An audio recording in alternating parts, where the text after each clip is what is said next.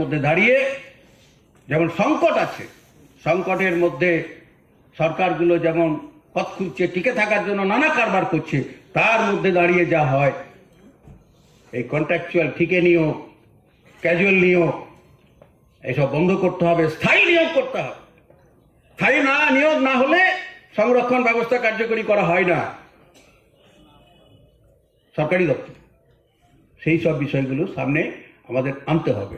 তাই আগামী দিনে আপনাদের এই যে 11 দফার যে লড়াই, যে দাবি সনদ এখানে চিহ্নিত হয়েছে, তার সঙ্গে আরো কিছু যুক্ত হতে পারে, আপনারা পরামর্শ দেবেন।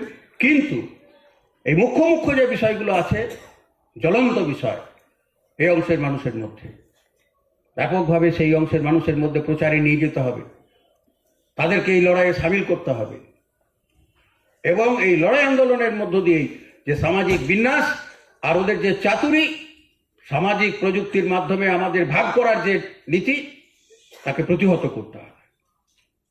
তা না করতে পারলে আমরা আমাদের অধিকার রক্ষা করতে পারবো না। শুধু সংগঠন আর ব্যানার খাটিয়ে, এরকম হাজারটা সংগঠন ভারতবর্ষে কাজ করে, সব নাম কেউ আসতে ব্যানার লাগানো, মূলে কেউ যেতে চায় না। সেই জায়গায় নিয়ে যাওয়ার জন্য আরো অন্য অংশের সামাজিক সংগঠনগুলোকে এক জায়গা করতে হবে। সেই কাজ আপনারা করবেন।